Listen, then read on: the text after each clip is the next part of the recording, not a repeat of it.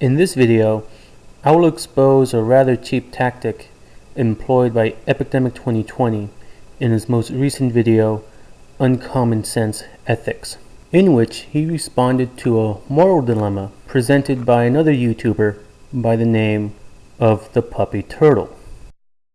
Suppose there's a man who has everything set in place to destroy the United Kingdom. However, the night before he delivers his master stroke, he is viciously murdered by a serial killer who could really care less about the United Kingdom and cares more about the sound and feeling of a metal blade going through human flesh and the gurgling sound a human makes when you stab him in the throat.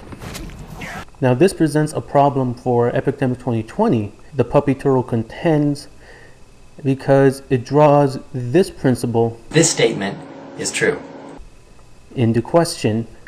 At this point, I would like to stress that thepuppyturtle is a voluntarist. That's my moral system, voluntarism. See?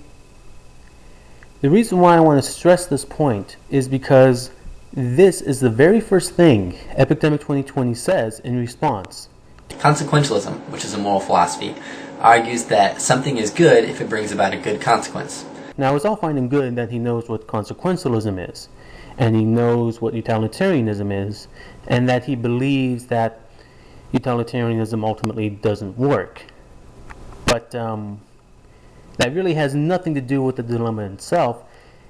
And in all honesty, Epidemic 2020 never really confronts the dilemma directly. For the remainder of the video, it's just another long diatribe about how consequentialism doesn't work. In any case, the dilemma, as I understand it, is that the scenario pits two moral intuitions against each other. The first moral intuition is that preventing the senseless destruction of the United Kingdom is an unquestionably good thing. And the second intuition, as stated earlier, is this statement is true. However, the scenario is set up as such that this is actually the cause of this principle, which really shouldn't compute at all in any moral theory, regardless of which one you might hold to.